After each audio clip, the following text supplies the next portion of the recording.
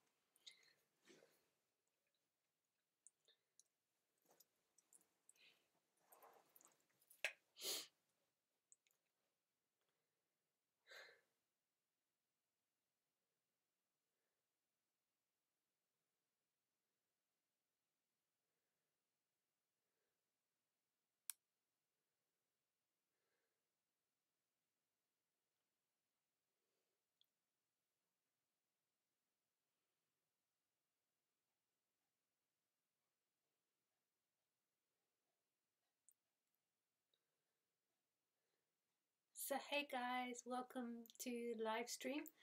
If this is the first time that you've ever joined live stream, then the way that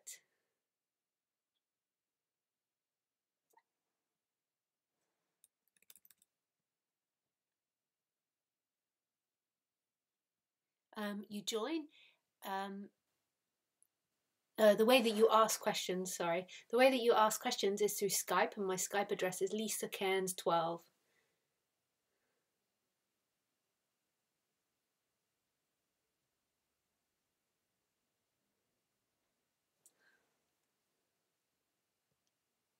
Sorry, I'm doing all these technical things at the same time. That's why I'm seeming a little bit dopey.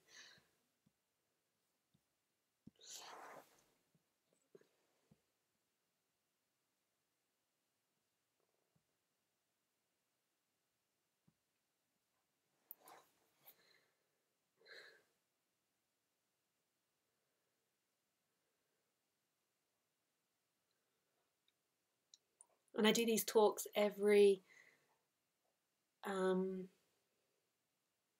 Sunday at 6 p.m. French time and every Wednesday 6 p.m. French time, and you're welcome to join me live. You can just go to my YouTube channel, or you can go on my website and it should be streaming on the live stream page.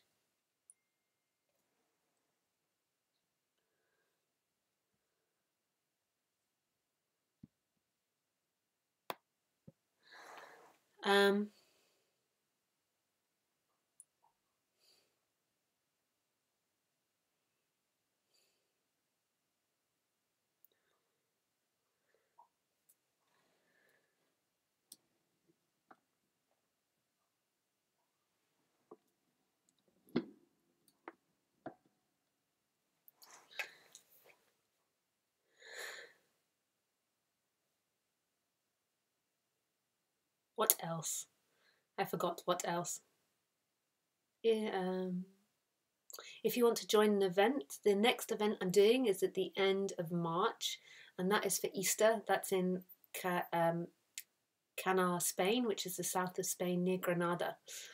But I think it's nearly fully booked now. I think there is some single rooms left. Maybe some dorm rooms, but I'm not sure.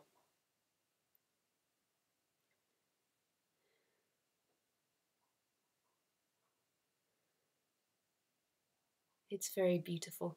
It's such a lovely place. I was just saying today to someone how I keep looking for other retreat centres, but I think I'm so spoilt with this one that I find it hard to find other retreat centres because I'm always comparing it to this one.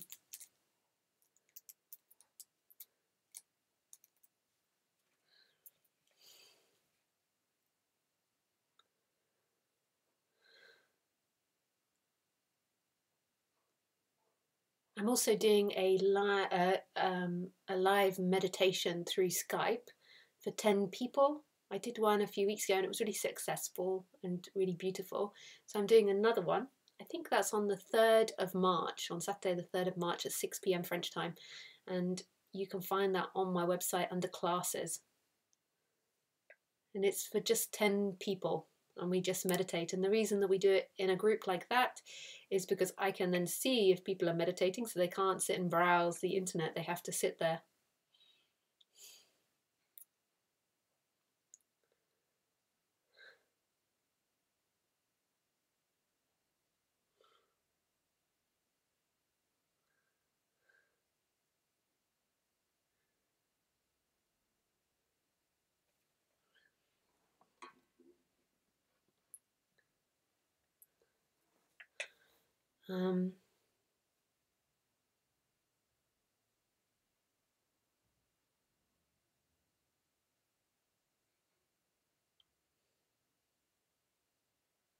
I can't think of anything else that I need to advertise or say.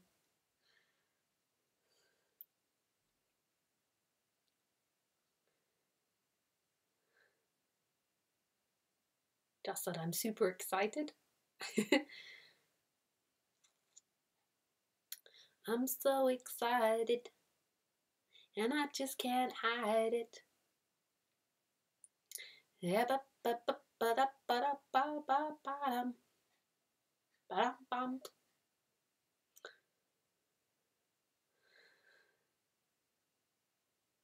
okay, so now I enticed you with the word I am as the title.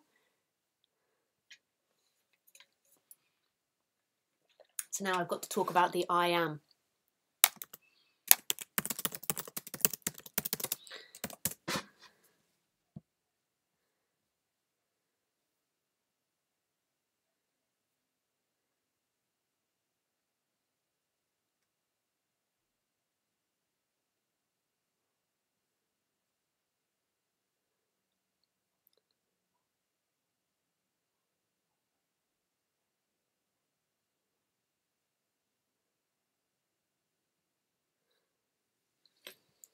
So I just was reading a text from my mother. She was just telling me that she's cooking mashed potato.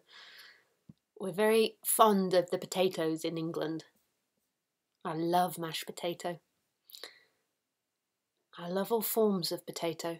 I love the sweet potato, mashed potato, baked potato, roast potatoes, chips.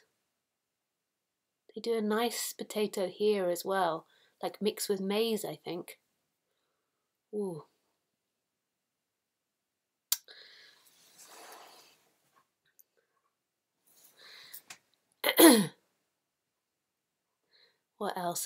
What other potatoes have we got? When there was the awakening or shift or whatever happened here, the big bang or the little bang. I read somebody saying one time they weren't sure if they had an awakening or if it was indigestion. I thought that was really funny. So sorry, I'm just looking at sound. So just to put the sound up a little. Input. Hello. Hello. Output. Input. Hello. Hello. That should be nice and good now. I can also put my microphone closer to me and closer this way.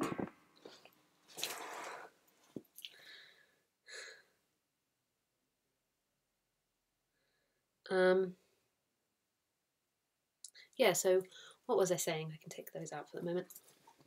I was saying that about mashed potato. Yeah. And after the first awakening, listening or speaking about non-duality was so unattractive to me, even speaking about it. Like people would come to my talks and all I wanted to do was sit in silence with people.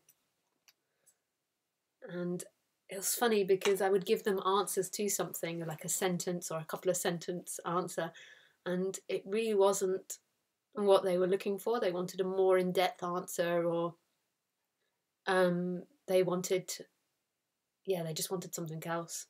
And, like they would ask me a really complicated question, then I'd be like, "This is it." And they might be like, "This is it. What do you mean this is it?" And also there was no interest in trying to work this out. There was a bit of an interest, like at first the mind was a little like, what the hell just happened? But then that disappeared, and there was a lot of interest in just looking at things, not really speaking that much. And then I sort of got into this position of speaking about it, and I began to notice that I think that what happens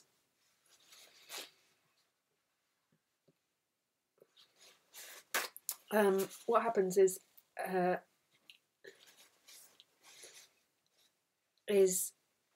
when I speak about it,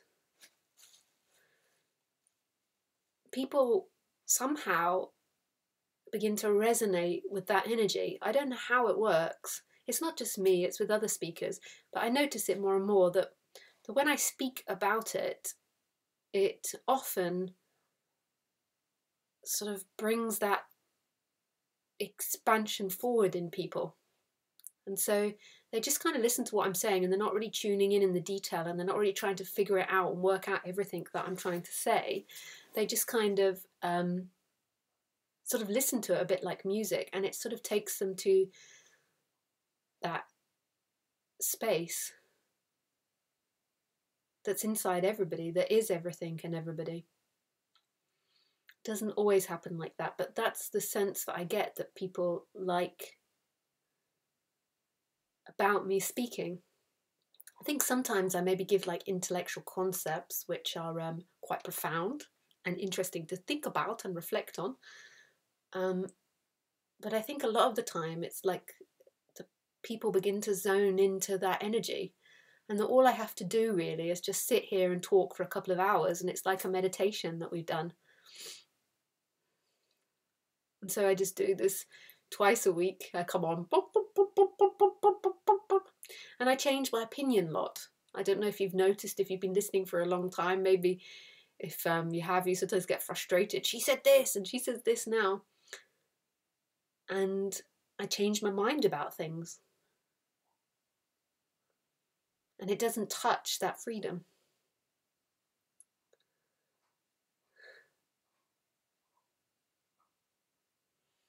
And that was interesting to me, like it wasn't like this came with a manual. It was interesting in my experience. Like, I remember the first time I got drunk after the change, like that I decided to get drunk. And I was reluctant to get drunk because I didn't know what would happen. And the first time I did it, nothing happened. I didn't get drunk. But afterwards, then I could get drunk. Yeah, that's nice. But also, it doesn't make any difference. And I remember the first time, I got angry or I got sad about something. I was like, is this possible? Can this happen too? And I was like, oh yeah, it can. And the same with the changing of concepts, that I think about it in a different way. Can that happen? Oh yes, it can.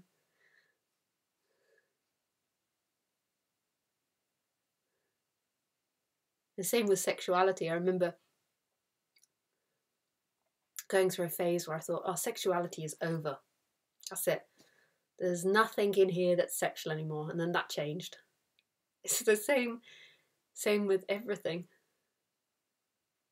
The same with doing good actions and bad actions. I'm an experimenter, so I experiment. If I do something mean, or if I do something nice, it's the same freedom.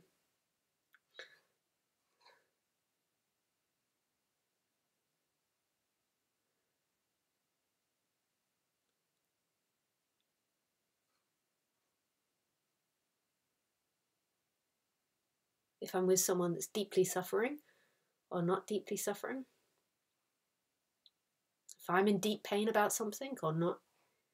If I'm driving, sitting on the toilet, crying my eyes out, all of it's the same.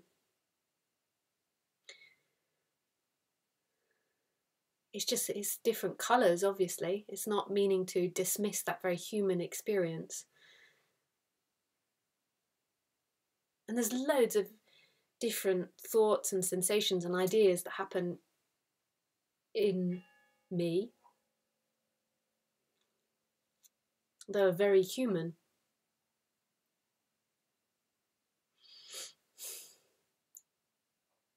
What I do notice is that my humanness and that realization line up more and more. Like I remember at first thinking my life, my external life, and the internal, even though it's not internal, isn't quite lined up yet. And it's still like I don't know if it ever gets to a finish point, but it didn't feel like it was matching.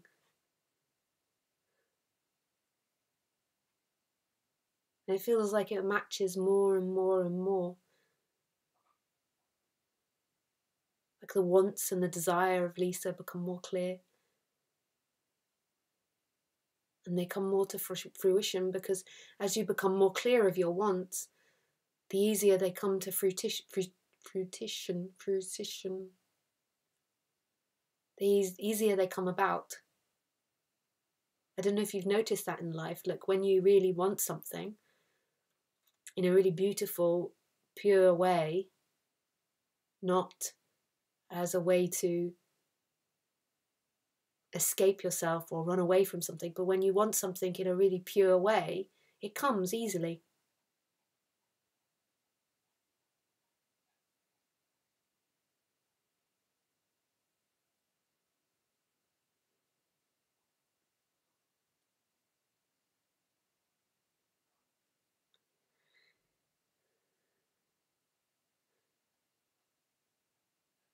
But often on the human level, we're confused about what we want.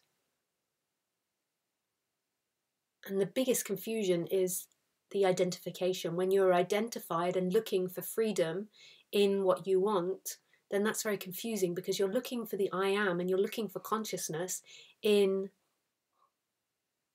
eating your dinner, in your lover, in looking a certain way and being a certain way. And that is impossible. You're never going to find it in the flow of things. And when you're looking for it in the flow of things, then your wants become all obscured. You're not conscious of it, you're confused, there's blame, there's hatred, there's annoyance, there's all these complicated feelings, because you believe that you're somebody moving in time, and you believe that that somebody moving in time is going to arrive at a want soon. I'm going to get there, I'm going to arrive, and I'm going to arrive at this want, and it's going to give me freedom, and it's going to give me love, and it's going to give me everything I've ever looked for. And then that want becomes like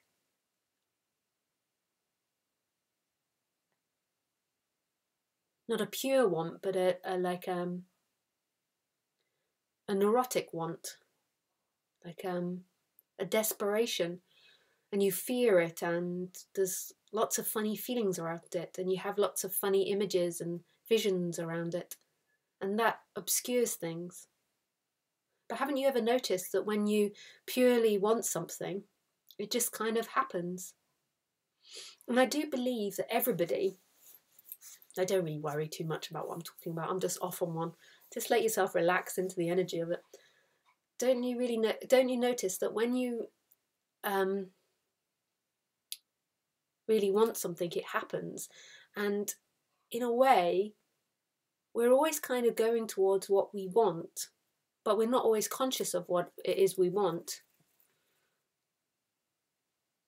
Like we might want friendship, but we're not really conscious of that. But our body keeps pushing us into certain situations. And because we're not really conscious of it, we're not clearly aligned with that desire. We might want company. And because we're not really conscious of that, we're not really clearly aligned with it. But our body in some way moves us towards it. Like unconsciously we're moving towards it, and often we get into problems when we're not conscious of it, because then we begin to do bizarre things and we're not really sure why we're doing certain things. So say if we're wanting to establish friendship and more connections with people, if we're not really conscious that's what we're doing, we're most probably unconsciously trying to manipulate the other person into a friendship. Whereas if we're really clear about what we want, it's not really a manipulation going into it. We're just really clear about stating what we want and making it clear what we want. But then if we're unclear, then we can be moving towards making friends with people, but we're not really conscious of that. And then be telling ourselves all sorts of bizarre stories about the other person, because then we feel rejected and it's too much to feel that rejection, but we're not conscious of that. So what happens is we begin to start telling ourselves negative stories about the other person, and we might begin to push them away.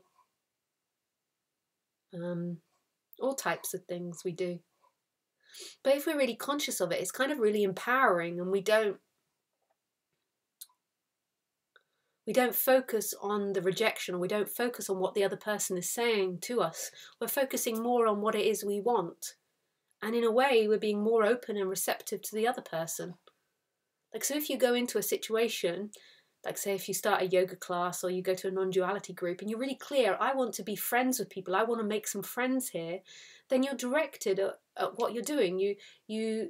You're conscious about the people you spend time with, the people you offer to help, or the people that you are giving to. And that's not manipulative, but you're just conscious of it.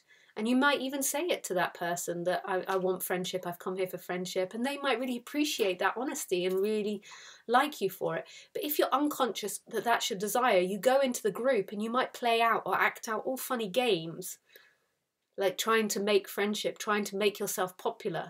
And then if people don't respond in a certain way, you feel really mortified and devastated. And you feel like they've done something to you, they've taken something from you. And you kind of end up feeling like the victim.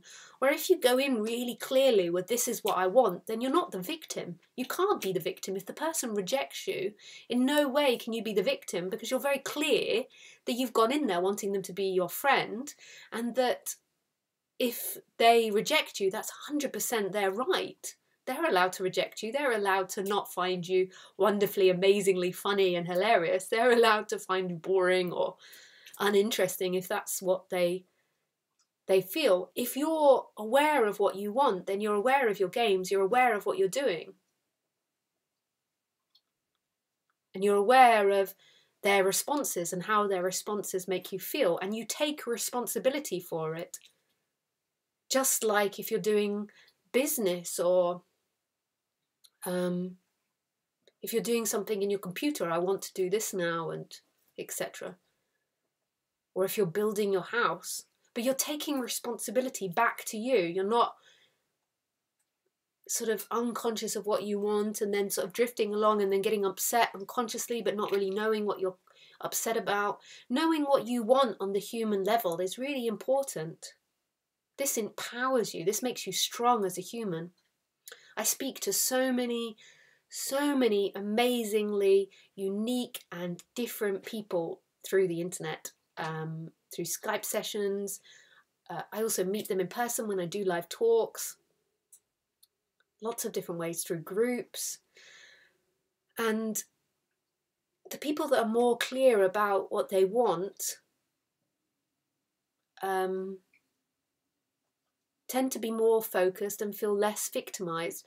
The people that are unclear what they want, they can often feel victimized by something, and they often feel bashed around by life, like life is taking what it wants.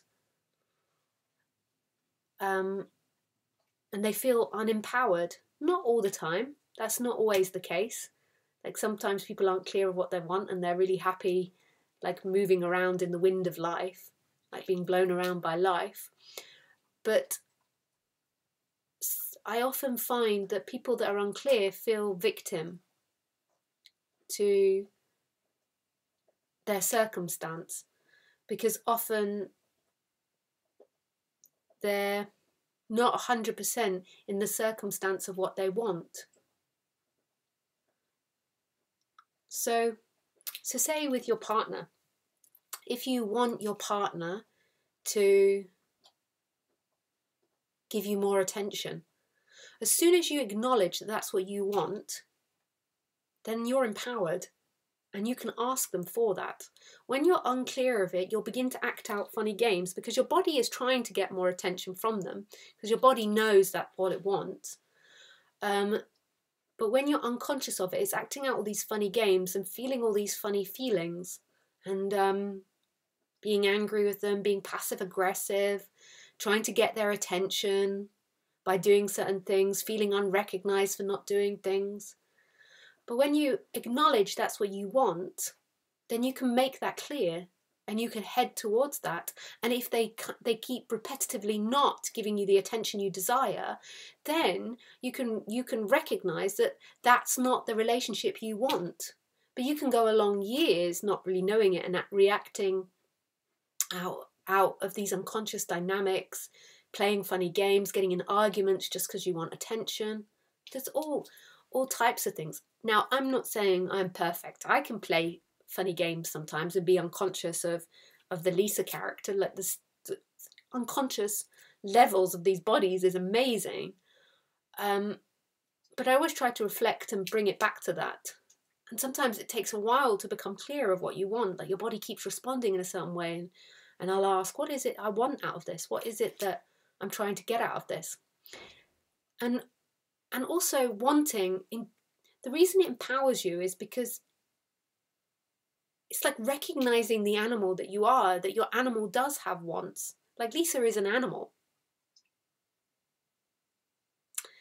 You are an animal. We're all animals. We're all mammals. Khaleesi is very clear about what she wants. She wants walking. We have to do 2 to 3 walks a day. And she wants her food. And she does want affection. But she mostly likes to just be near me than me be cuddling her and stuff. She likes a little bit of that, but she likes to be sitting near me. She likes to be in companionship as well.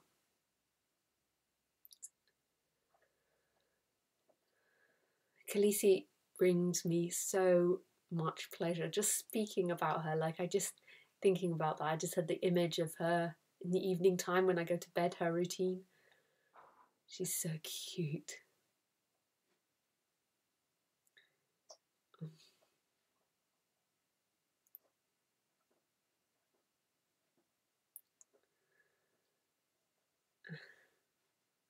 She's so cute. Makes me cry.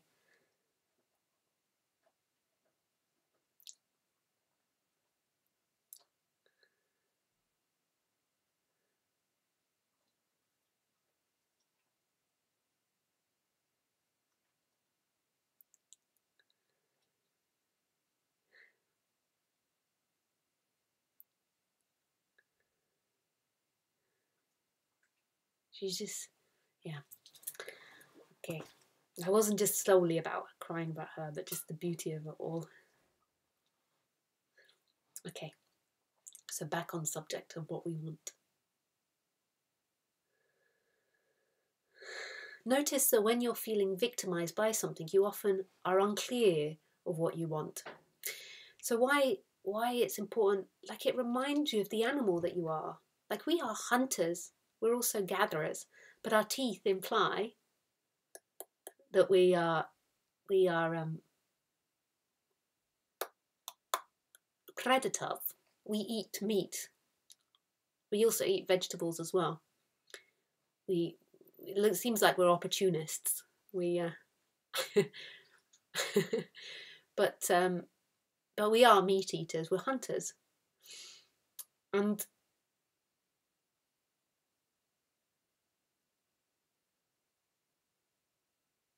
particularly if it seems that people are into spirituality, we don't want to acknowledge that side of ourselves, that strength. We don't want to acknowledge what we want because it reminds us of our hunter, and we feel ashamed of that, and we feel like we're bad. We're selfish. But whose voice is that? Is that not your mom and dad? Is that not the education system?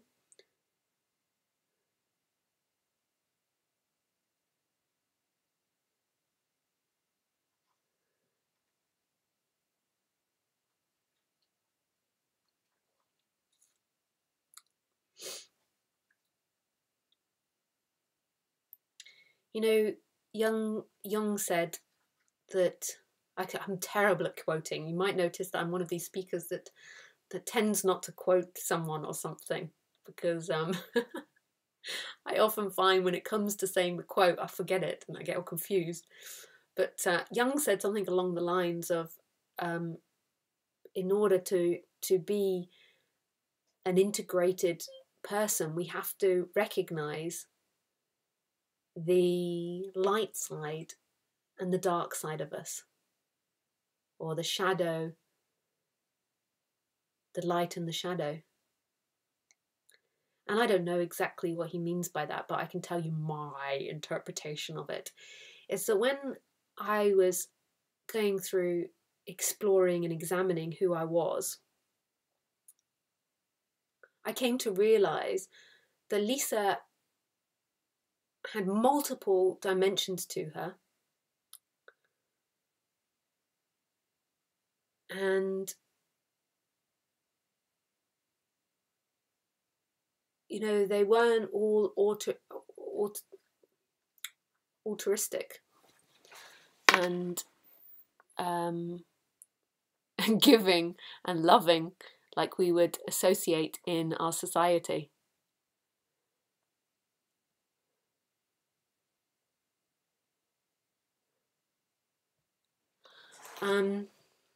But Lisa was made up of opposites.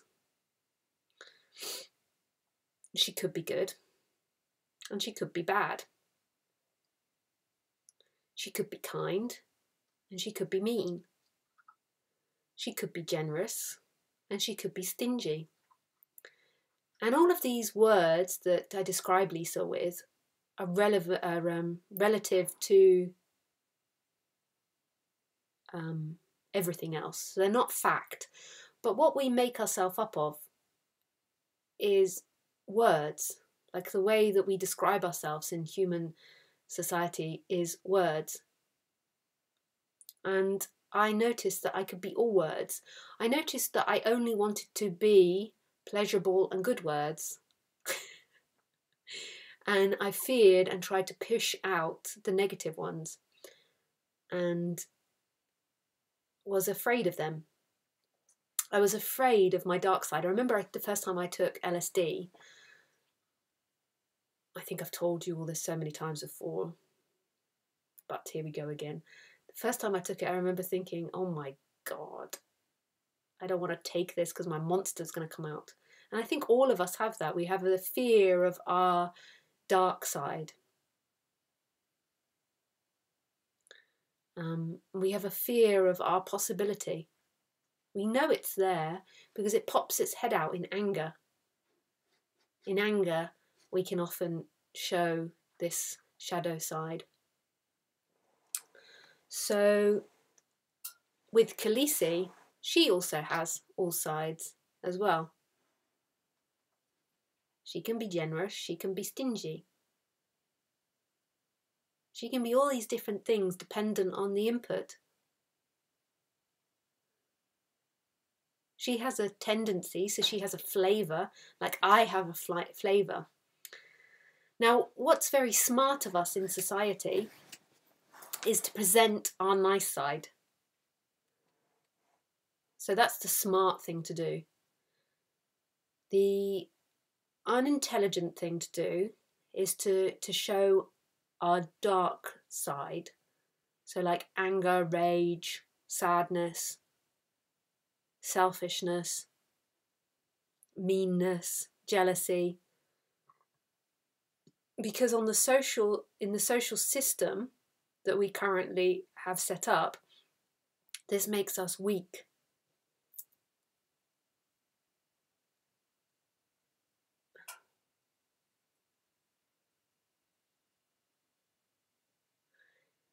Because we live in this society that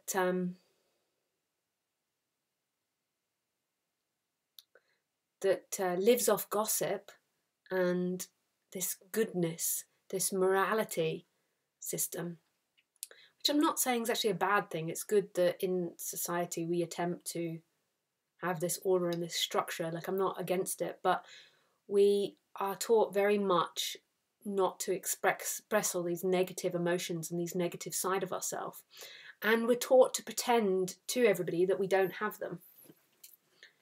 So we're taught to pretend that we don't get angry. And the enlightened figure is kind of like Jesus, the enlightened Buddha. All of these figures kind of portray that they are these perfect authorities, and that they only ever show kindness, they only ever show joyfulness and all these sorts of the emotions and generosity.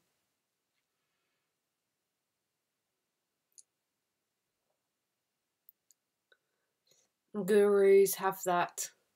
And then often the guru's found out to be sleeping with the students, and everyone's mortified that the guru has some form of sexuality and likes younger women, or likes to do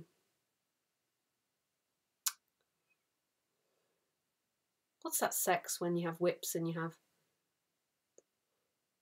leather? Everyone's like, he can't do that. He's got to be this perfect vision of God, the divine, the light. And then the guru's brought down and everyone hates him and most people walk away. Like one teacher that I followed, he used to, I don't know, the gossip is that when women massaged him, white women massaged him, he would reach up and touch their boobs. And I think come on to them sexually. And when it was discovered, I think he lost most of his followers and everyone was very angry with him. And they had a session of publicly displaying their anger towards him. And then there used to be somebody that would walk up and down his street with a board saying, "Dirty pervy guru lives upstairs."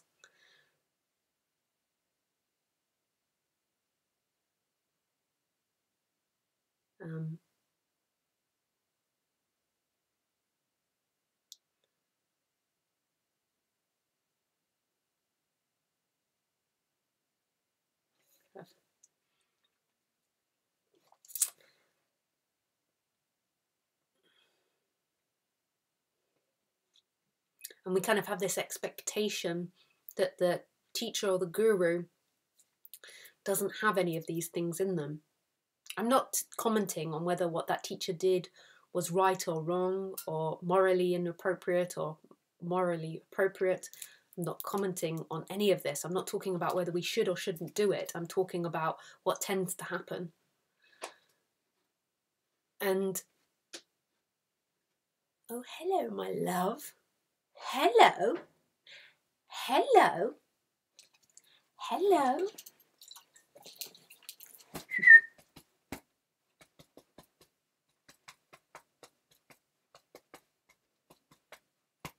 Well, then we have the other extreme of the guru that uses crazy wisdom. So I remember reading once of one guru that publicly hit a female student on stage.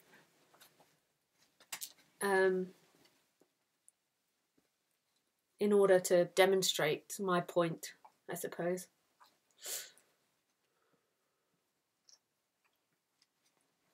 So what happened to...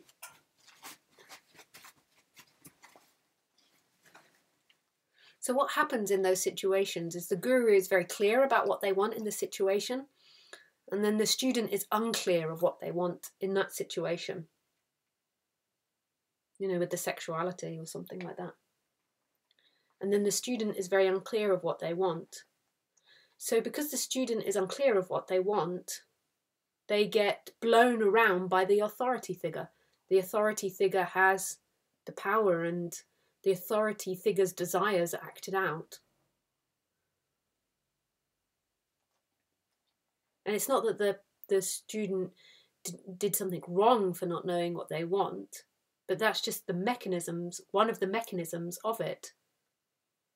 As if you know what you want, then it's harder for somebody else to, if that is the case, take advantage of you. if you don't know what you want, then it's easier for other people to take advantage of you because you haven't got a direction to follow. So say getting involved with gurus and going to live in an ashram or something. If you're very clear with yourself about what you want and what it is you expect, then it's harder to be taken advantage in that situation. If you're unclear of it, so if you're unclear that you're looking for a father figure or a mother figure, or you're looking for friendship, or you're looking for love or connection, or you're looking for intimacy, or to not feel afraid, if you're unclear of all of that feeling, then when you go into the situation, you're blown around and you follow what people say and you do this and you do that and you go against what you feel because you're unclear of what you want. It's almost like by being clear, you become strong. By being unclear, you are becoming potentially weaker to other people's wants, if you see what I mean. This is most probably oversimplifying it, and if I had someone else here to debate it with me, we could open it up to more possibilities. And I think the reason sometimes we're afraid of what we want is because it reminds us that we have a light side and a shadow side. And sometimes what we want, sometimes looking at what we want frightens us. So say in a situation, if you want to dominate someone, that sometimes is too painful to admit, because you want to only see yourself as good or nice or kind. That isn't in the realm of what you want yourself to be. But your body wants to dominate that person. I experience it a lot being a public speaker. Or I used to. I don't so much now because I don't give people the opportunity. But I experienced it a lot. Often in talks, somebody asking a question or coming to speak to me wanted to dominate me. It often was mixed with sexuality as well. So it often came from the opposite sex or someone that was the same sex, but there was sexual attraction to me, which is actually a really natural feeling. Like when I used to watch Khaleesi with my mom's dog, he's dead now, but she had a big Alsatian cross. And Khaleesi's quite a little dog. She looks big, but she's quite dinky. Thank God, I can physically control her. He was very strong. One time he was chasing a rabbit and I was holding his lead and my brain didn't think let go, so I just fell over and he was chasing the rabbit on the grass and he just pulled me all across the grass and I got up with my nice outfit on and I'm just totally grass stained, still holding his lead, but Khaleesi can't do that. So when Khaleesi was in the house or when they were doing things, I noticed that if Khaleesi was getting too much attention or doing certain things, he would suddenly start trying to have sex with her. And I could see that he was wanting to dominate her in that situation, like he was wanting her to be submissive to him. And he suddenly had this sensation of wanting to dominate, so it just came out in him suddenly wanting to have sex with her. And I noticed this a lot with dogs, like that when they want to dominate, sexuality comes. And I think it can sometimes happen.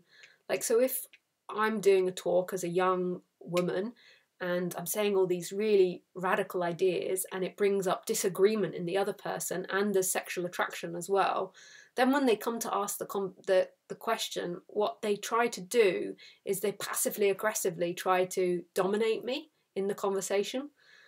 It's very interesting. So they might, of the game they play, which is totally their right to do.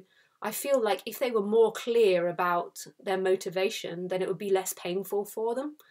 Like I feel like they sometimes get themselves in a pickle and they end up sometimes embarrassing themselves or making themselves feel insecure because they're unclear. If they could recognize in that moment she's bringing up sexual dominance in me, or she's bringing up a dominance, or I feel like I want to have sex now, or any of these feelings which are completely normal and not wrong and not disgusting or bad or anything. They're completely normal feelings. There's nothing wrong with that.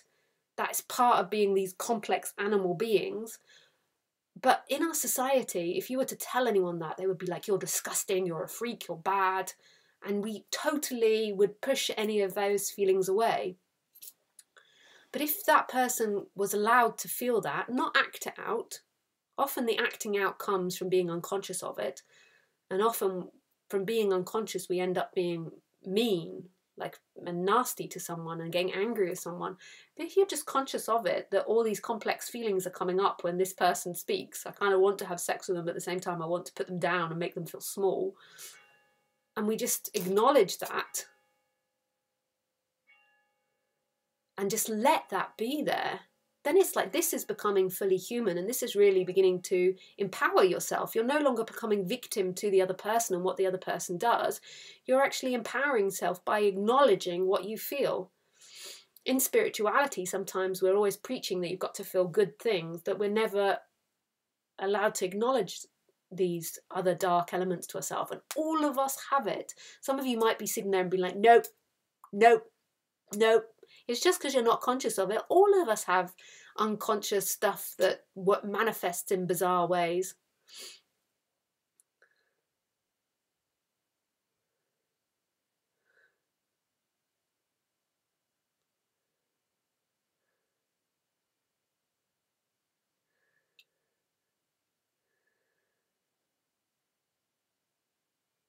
And actually, just that acknowledgement. So if you feel sexually attracted to someone, you just have that acknowledgement.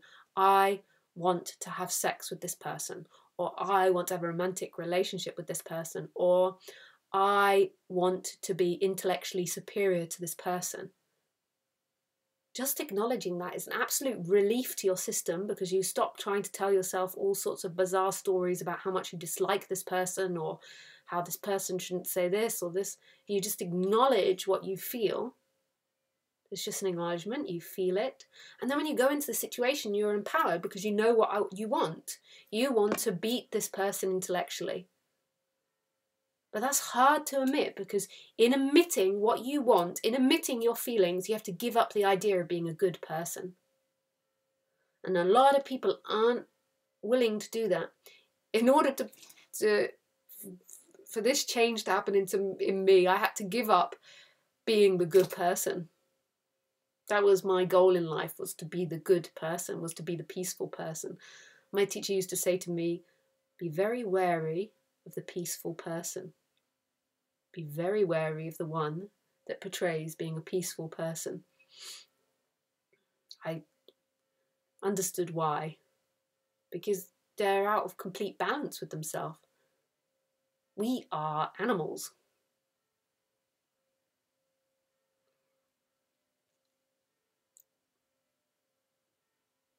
The quicker you recognize that, the more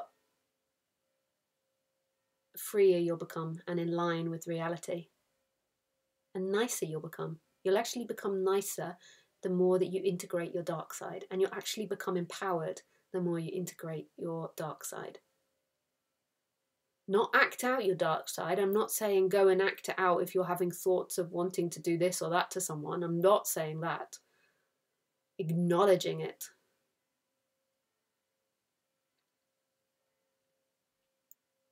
And I think the only way that you can truly acknowledge what it is to be human, what it is to be selfish, what it is to be kind, what it is to be greedy, what it is to be generous, what it is to be jealous, what it is to be sharing, all these different types of feelings, you have to see that none of that is who you truly are. That is a robot acting out its particular conditioning and particular genetic makeup, and that you're not guilty of it. You're not guilty of what this is, and nobody else is either. And the bizarre thing is you kind of have to realize that's not you, but then it's also kind of embracing that character as you. You kind of embrace it and become fully it, but also seeing that's not who you are. You totally embrace all these qualities. And I would love to admit all the quirks of Lisa on these live talks with you, like all the different quirks and qualities and dynamics, but I'm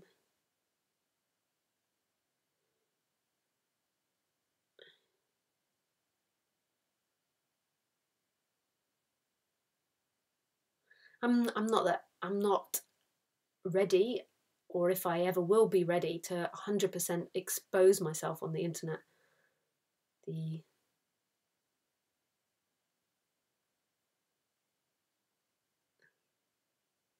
Yeah, like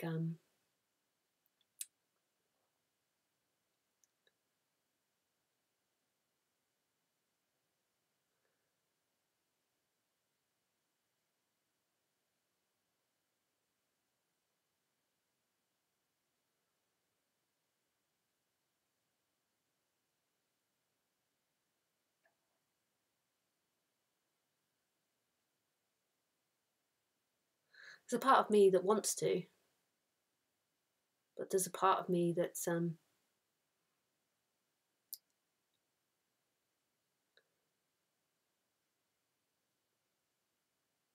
not fully ready, because my family can watch these videos, and our society is super judgmental. I live in a community that's not into this subject at all, and there's a part of me that's, even in the spiritual circle, that's not open to a fully embraced human. Like, it's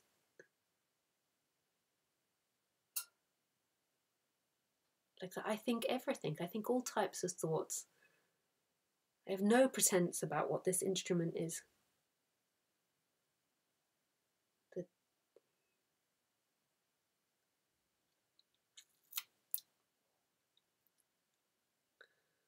But I don't know, society.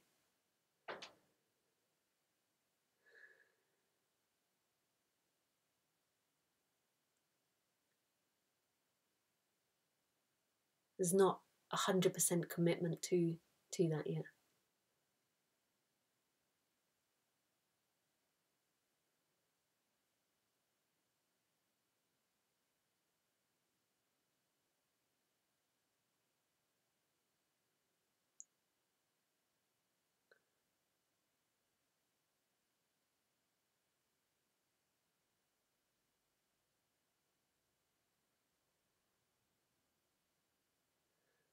It's exciting.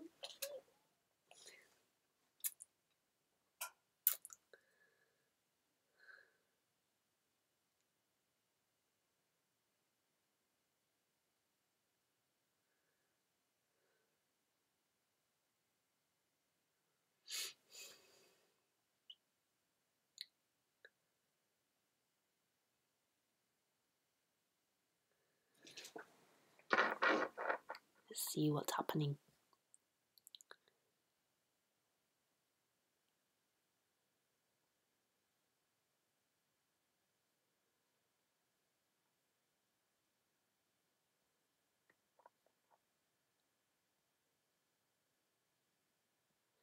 So hey guys, is the stream better tonight? I've given up on streaming on my iPad, even though it has really good sound. I think that the iPad cuts people off, and it gives a problem with the stream as well. So I think it should be a better stream. I am. You know what? I never took it back to the I am. So let me give it back more to the I am.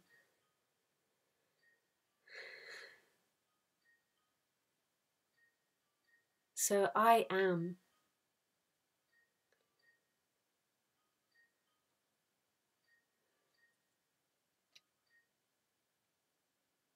When you're sitting very comfortably giving a stream, and then you realise your phone is on in the other room, and can you all hear it ringing? It's a shame, Khaleesi, I can't train you to go and get these things, huh? Huh?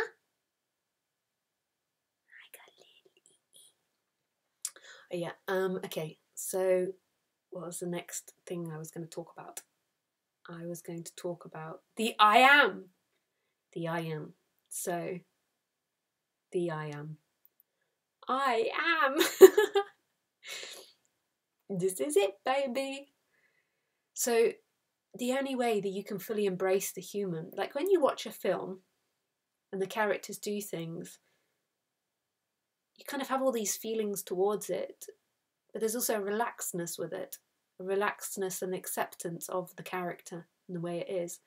And the only way to fully accept being an animal, and this animal having all sorts of wants and all sorts of thoughts and all sorts of behaviours, the only way to fully accept that is to see that that animal is not experiencing, but is being experienced. That's not who you are. Who you are is infinite possibility, infinite mystery, and is beyond that. Pardon me.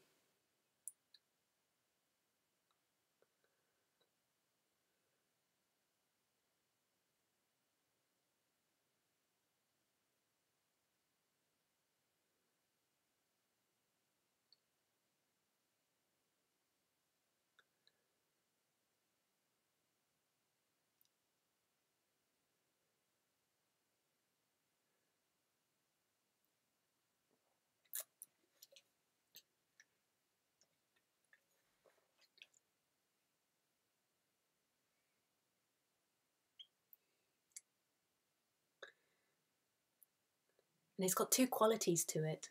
It's got this empty looking, this conscious recognition of all things, and this I am, you are. Not you are a name, you are a personality, or you're a memory. The you are, this is. And those two qualities are always present. Everywhere you go, everything you do, if you run away from this talk, if you stop listening, there is still that conscious presence, that I am, that alive sense of being.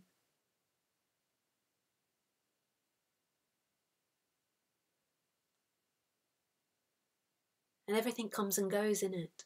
We think that this moment is a result of all the things that have come before.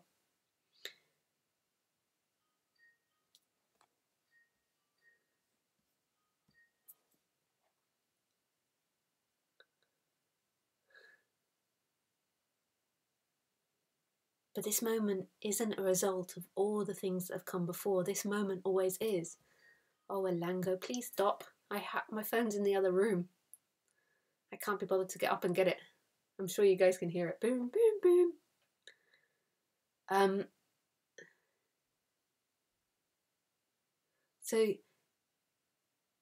there is this presence, this moment that's always here, and your thoughts about the past, your image of the past, your image of the future rise always here. This moment is the continuous. Like, when did the last moment end and this moment begin? So earlier, say if you were at the shops, when was the cutting off of the moment and the beginning of the next moment? Or you see it's always this continuous moment, this presence, and in that the forms, the colours, the situations, the people, the voices, the sounds, the ideas, the memories, the visions, all of those come and go in this one ever-present moment, this endless moment. And this moment is presence. This moment is the I am, is everything and nothing, the consciousness. The empty looking and that sense of being. And that sense of being and the empty looking is perfectly still on one side and is all things and movement on the other side. And those things are never really moving anywhere. They're happening in itself, as itself. It's always stillness appearing as movement.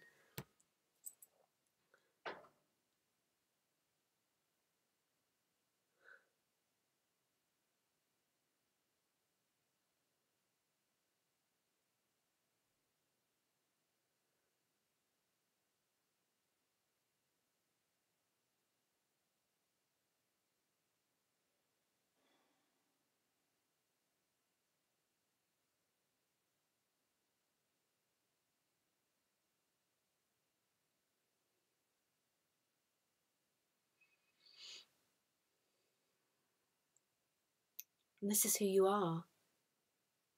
This still presence that's always here. And that presence is all things. Everything you look at is appearing in presence.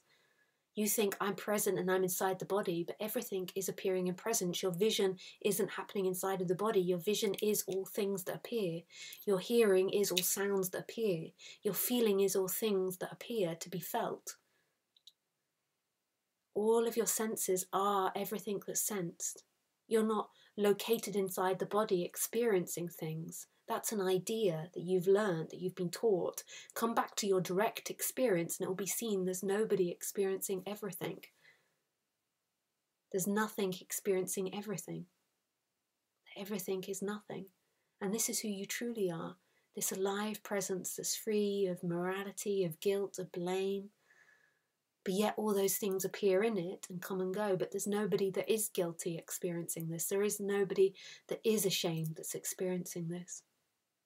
It's so simple. The gift is your presence. Your gift is what's happening, is you. This is who you are. This is waking up. This doesn't make you a perfect person. Because humans aren't these good, perfect persons. Humans are the apparent evolution of animals. And animals aren't. And evolution isn't nice.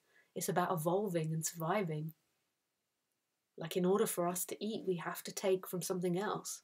We have to eat the animal. We have to eat the plant. In order for us to survive, we have to destroy other things in the dream. Animals, we aren't nice animals. Niceness appears in us only because it's an evolutionary product. Because community and surviving together works for us. Getting on works for us. And that's a beautiful quality. And I'm so for encouraging that in society, but not at the extent of denying the other side. The denial of the other side is where the dark things, real dark things happen. The denial of the darkness is when people secretly do very nasty things. And they're not even to blame or guilty of it really, ultimately, even though they have to take responsibility on the human level. They're an effect of the evolution of this species and the denial and the suppression of our dark side. When we make friends with our dark side, then it becomes integrated in society and it doesn't go off on these random, bizarre, rageful shooting sprees of shooting hundreds of people because you feel victim to society and what it's done. When you realise that you are a part of that too, that you also are that animal, then you're not victim to the animal of society.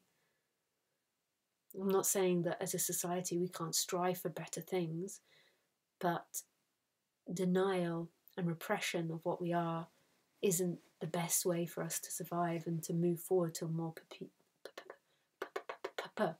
peaceful society.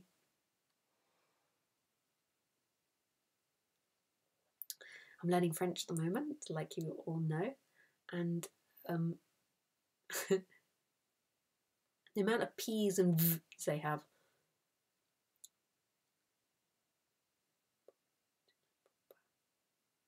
Je ne peux pas. Je ne peux pas.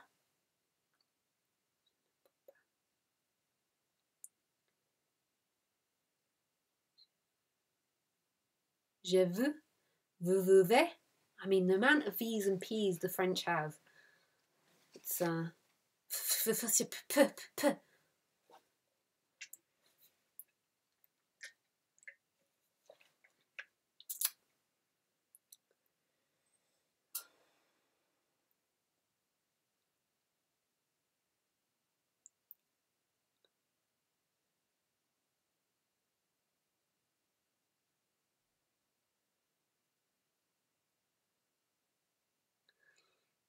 one thing that concerned me originally about being a speaker, and I've sort of come more and more at peace with, is that people have this projection onto me that I'm a really lovely person and that I'm really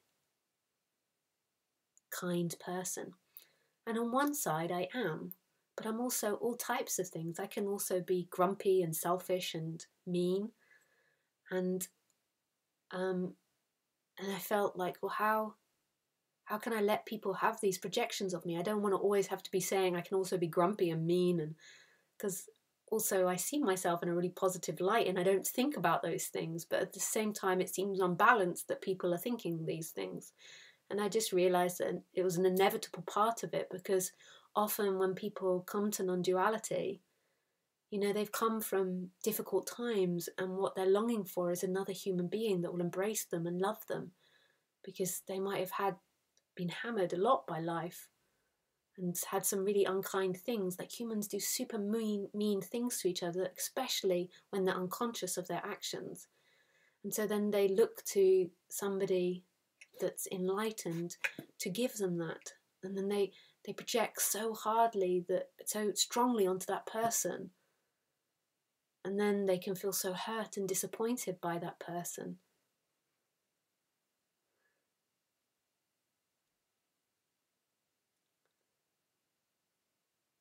And this is when you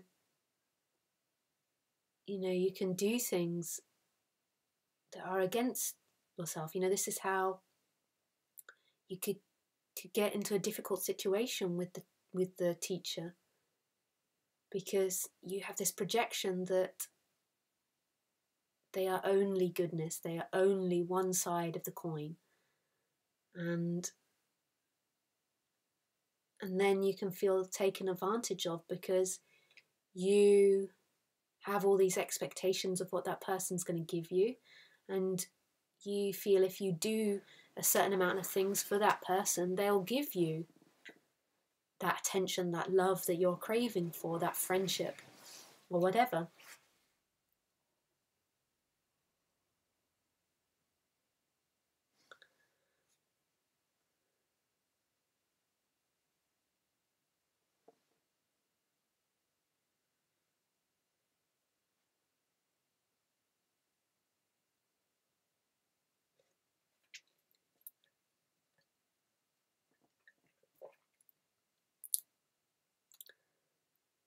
I'm really not going to the I am much tonight. I conned you. I brought you into the talk saying I'd talk about the I am, and I've talked so much about God knows what, but just let my words take you to that unknown place. Gong hei fat chui. This is from Carmela. Happy New Year. Wishing you and Khaleesi an amazing year of the dog. Oh yeah, we're in the year of the dog.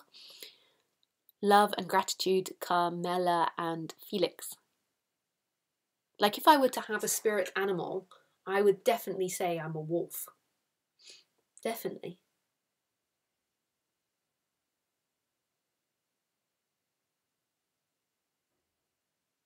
Or a dog. Most probably the wolf.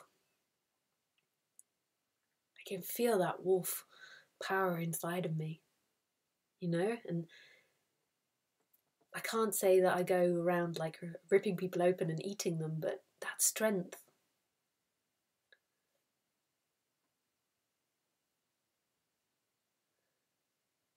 Yeah. I was with a teacher for a while, but then I stopped. We had talks one-to-one. He told me it needs a lot of courage to enter this spiritual life, and I should be grateful for that and not do it half-hearted. I did seminars with him. I did not enter his community like he wanted.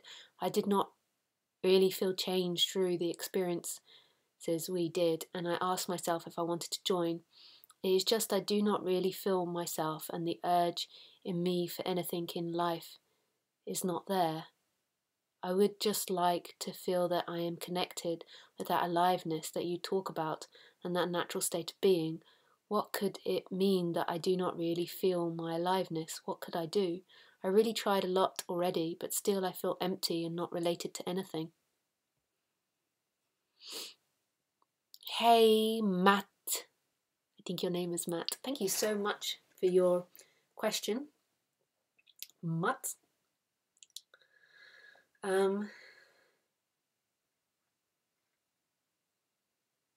think that all that has to happen is that you have to know that that's what you want, on the human level at all costs, to know who you truly are.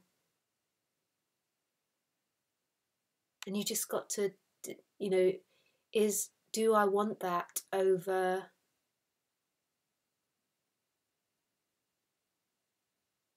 doing something? Would I rather do nothing and not do anything? Or would I rather have that aliveness? Like, which one's stronger? Because if it's stronger that your urge is to not do anything and to not really participate in anything, which is not criticism. I also sometimes like not doing things. If that's your stronger urge, then that's the one that will prevail. And it's nothing personal, your urges. You just have to be honest with yourself. And then if you're honest with yourself, then it's then it's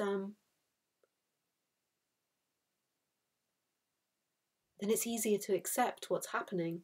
If you're not honest with yourself and you think you want that freedom, but really what you want is to just not do much, then you're going to feel disappointed a lot. It's a feeling. Maybe you also need to get to know your body, Matt, like putting the attention in the body on the human level to understand what your body's saying. Like, what does my body say when I think this? What does my body say when I have to do something? What does my body say when I meditate? What does my body say when I'm thinking about this aliveness? Like, often we don't understand or know what our body wants. We only know what our thinking wants, and often our thinking is very heavily conditioned by society and our parents and our past.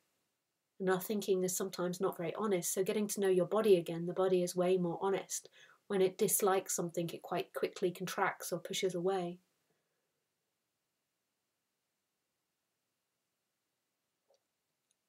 Like, for me, getting to know my body was getting to know more what Lisa wanted. And I still have to work out, sometimes it takes me time to work out what it is I really want in situations. It's complex. We're very complicated beings, very complicated. The most complicated ones on Earth at the moment, but maybe not in the universe. We're not sure. Hey Jeremy, Lisa, honesty and transparency are profound and incredibly genuine. Yeah. It's the most important part to me, but the problem with the honesty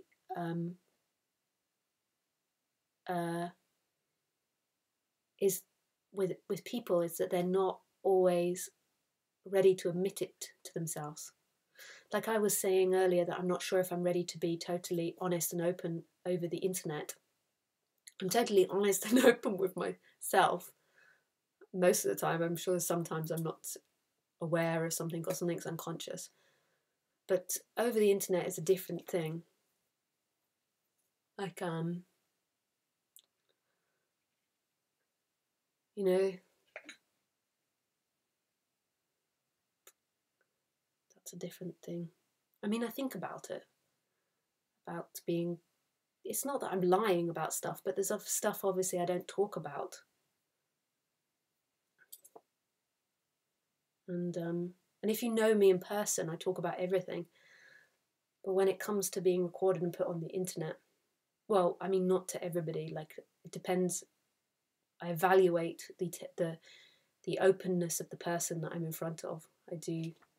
But if the other person is open, which tends to require them to know themselves quite well, then I just say everything. I have a Dutch magazine name, Flow. It's about happiness and its lifestyle. Thanks for speaking.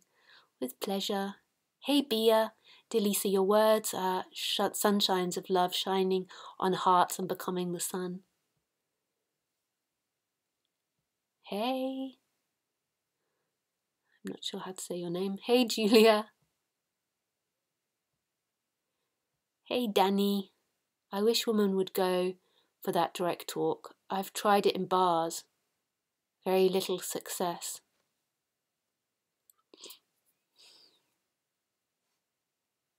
Yeah, but I think that that's normal. Like, if you look statistically at women and men in bars, I think it's something like 1 in 50 women will accept you into a conversation.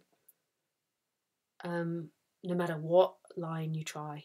Like, I don't think it's that there's a successful line. I think statistically when they look at it, that guys have to go through 50 women to get a yes, not yes necessarily sexually, but yes as in an invite into the conversation. I would very rarely, when I used to go to, I will very rarely engage in a conversation with a guy that I don't know in a cafe or bar or something. If he came up to my table and said, "Can I join you?" or started talking to me, it's just not something women will do, no matter what line you say. I once had this guy come up to me, and he was obviously doing one of those relationship courses where you had to go up and you had to chat up women in the street. I could just tell he was. And so he decided to come up, and he said to me, "Do you know why women wear lipstick?" And he said to me, "I can see that you look," he said, I see you look very beautiful." And he said, "Do you know why women and women wear eyeliner and lipstick?" And it was so obvious to me that that was something that he'd been trained as a chat-up line. And the poor guy, and I said, "Of course I know. Do you think I would wear it without knowing the reasons why I'm wearing it?" And I think he got so baffled by me replying like that. I think he stumbled and then just sort of walked off. But I'm pretty sure that that's a chat-up line if you do one of these courses. So I think that Danny, that it's nothing to do with you or that women aren't open and honest. I think statistically, it's very rare you're going to get a woman that will invite a stranger in like that. Hi Lisa, would be curious to hear if you've ever taken or would be interested in taking a psychedelic. Yes, I have. Bondage, domination, submission, sadism, masochism. Okay, what would be an X of 100% exposure? I don't know what that question is.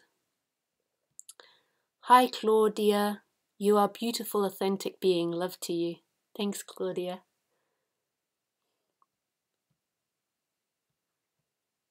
Scalloped potatoes? What's scalloped potatoes? I really like those potatoes and cheese.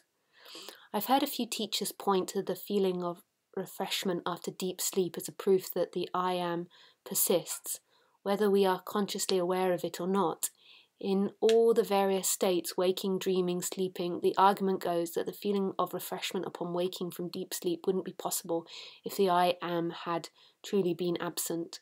Well, I suspect the underlying assumption that beingness presents regardless of the experiential state is true.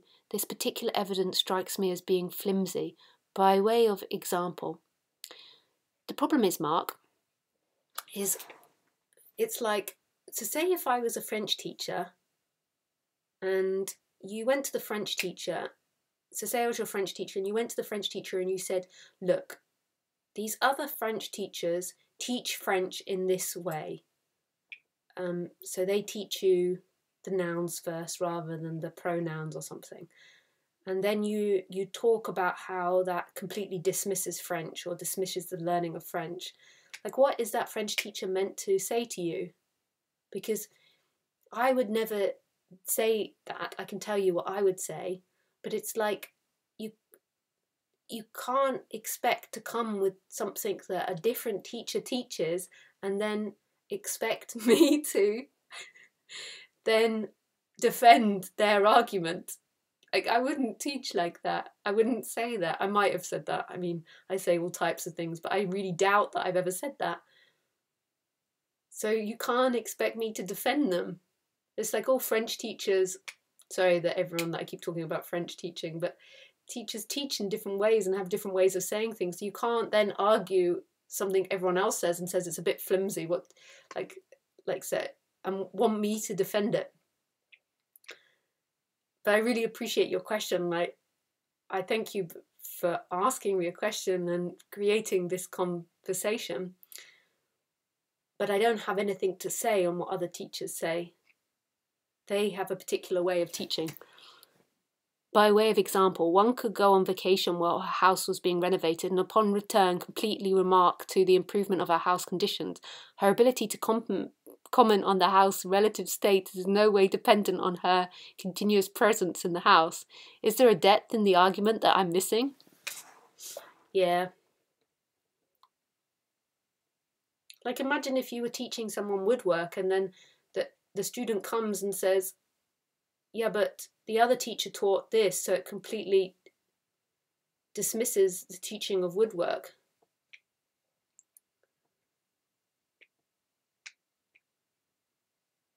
So the question is, are you interested in the way that I would explain it?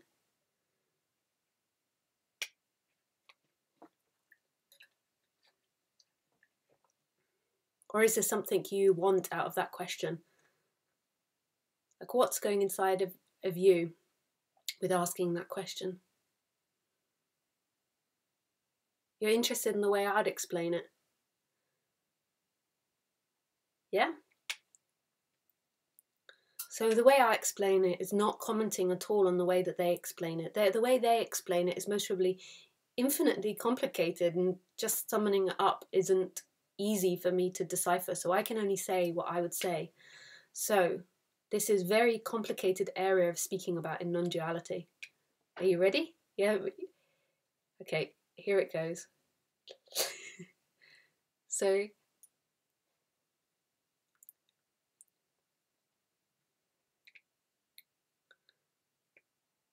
when you're in deep sleep, does anything exist? That's my question to you, Mark.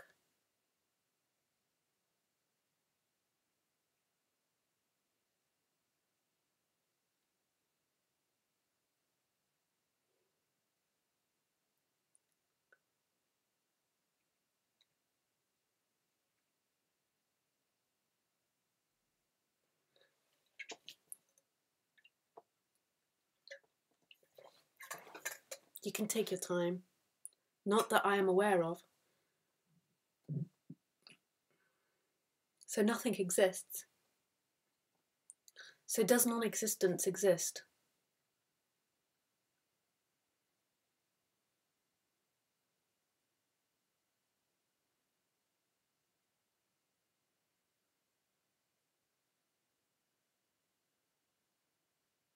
Does non-existence ever exist?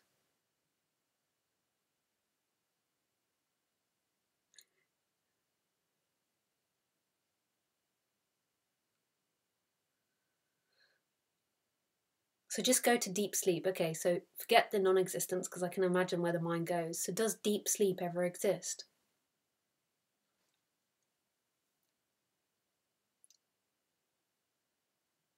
Or does the experience of deep sleep ever exist? You see, I can't even go there with you, because if I say the statement, like, I can't say with any certainty. Well, what can you say? Not in my experience. So in your experience, nothing exists in deep sleep. So just look at that sentence. Nothing exists in deep sleep. So can non-existence exist?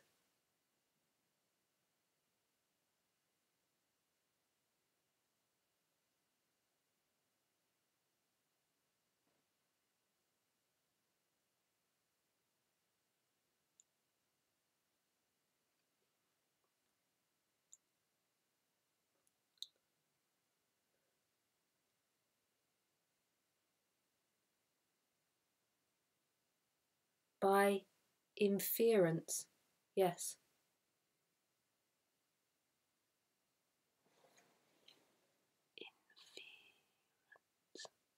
I don't know what that means, by inference.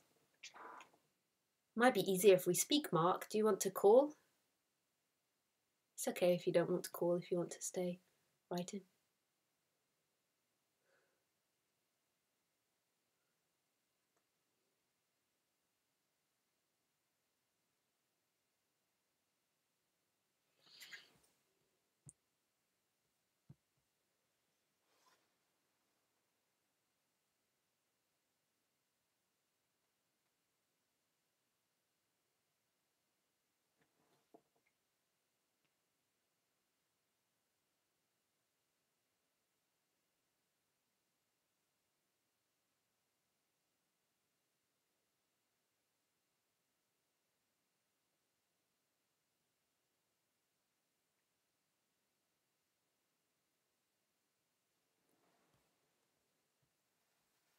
Is it okay if we talk on Wednesday? I am on my speech fasting day. It's okay if we speak on Wednesday, sure.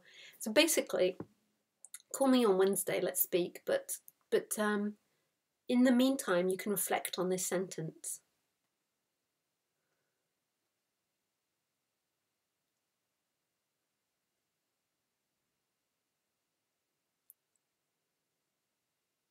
If non-existence never exists, so non-existence never exists because, I mean, it's not existing, so therefore it can't exist.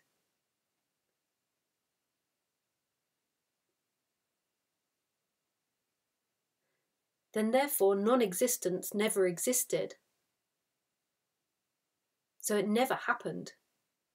So whether there is I am or not I am in non-existence is irrelevant because non-existence never happened.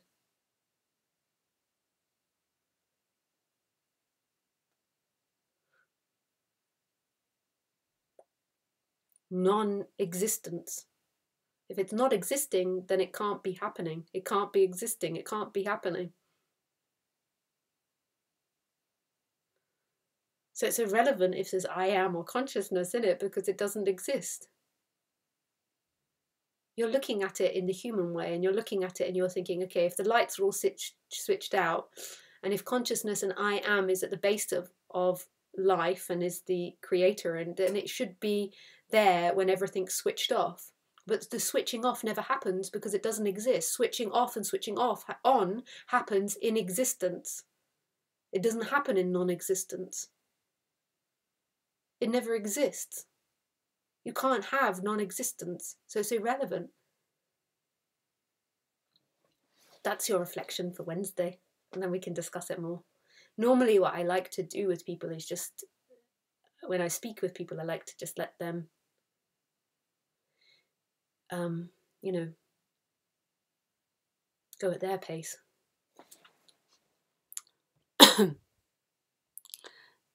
So this is from Sukramin.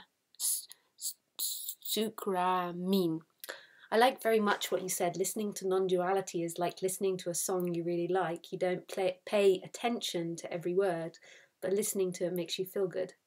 About being clear what you want and domination, I have a question.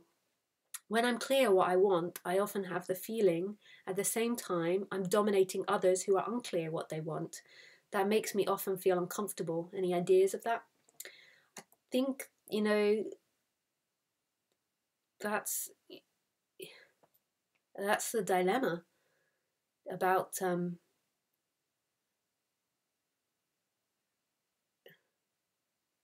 know, I mean, that's what our society kind of does. That's what advertising kind of does. There's no way around it, really. The best thing that you can do is just try to be open and honest with people and say, you know, I know what I want. Do you know what you want? But often they'll say, I know what I want, when they don't know what they want. And you just have to take the consequences of it. Like I have a tendency, because Lisa also has a strong sense of morality that can come up. I have a reluctance about being too pushy with people, or like of this whole thing. So often what I try to do is I just try to expose that to that person, and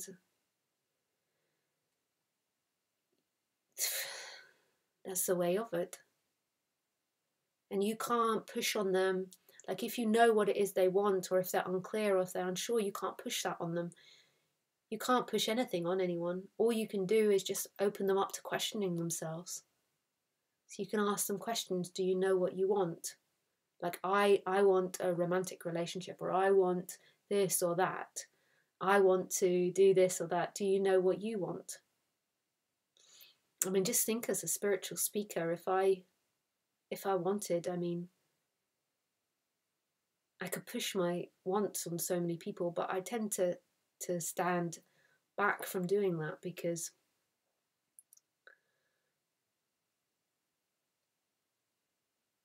I'm also very aware of the human dynamic, and I have compassion. So often I state what I want, and then I just try to question them and make clear, do you know what you want? And I just try and point out the game, that if I know that what I want and they don't know what they want, then I'm going to be the winner of the game. Like if we're going into a restaurant and I know what I want and they don't know what they want, then more than likely I'll win, because I have a strong desire of what I want. And sometimes other people like that because it makes them feel secure. But really, you've just got to see, at the end of the day, you have to give it back to God. Like you strive your best to be the most compassionate and not compassionate, but moral and fair. But you also know too that you also are an animal that has wants and desires. And just try to be open with them. But that's a really good question. It's really good. That's a big conundrum for people.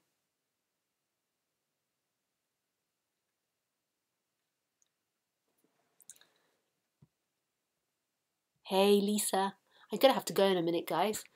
So I don't think I'll get through everyone's questions. Yeah, it's really hard to live with absolute grace under pressure in today's society. No matter if you're a guru or an everyday person just trying to do your best to get along, to suffer fools gladly is hard enough, but even tougher when it's someone close to you.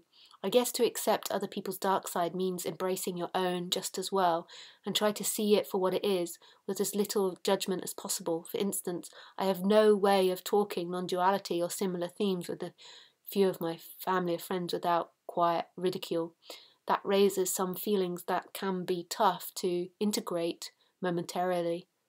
Perfect timing of this issue, incredible synchronicity. Nice, Thomas. Yeah. Isabel, what if I want something, but no, you can't get it because the circumstances don't favour that? Then as long as you don't associate getting it with home, then there is a gentle acceptance of that. You can still put it out there, but you know that you won't get home from that. I am is your presence. I am is your nature. Love is your nature. So therefore that desperate need for getting it is taken away, and it's seen for what it is, and it's nice if it's got. Like I would like to fly. I really would like to fly. I want to fly. I want to have wings and fly. Who knows if that'll come about.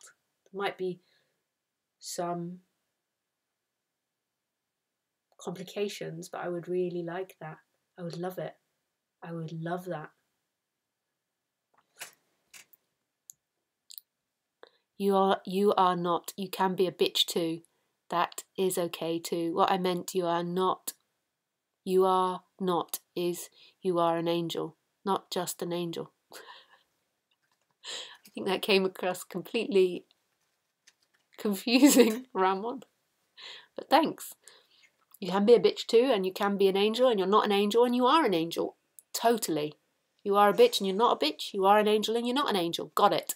That's exactly what I was saying. Hey, Chris. Hey, Lisa. Hello, lovely to hear you and see you as always. Feel you and your energy. Simba, beautiful the way you are. Respect and admiration for you.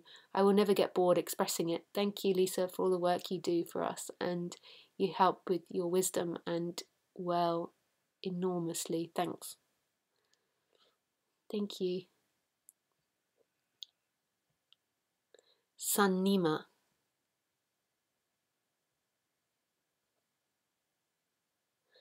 Yeah, I think I have to go now. Yeah. Da da da da da da da da. I don't think I've got time to read out anymore. Sorry, Samnima, you've written me a lovely long question. Thank you guys for writing and asking questions. I love talking about this. So thank you for making it possible and asking the questions which inspire conversation and debate. And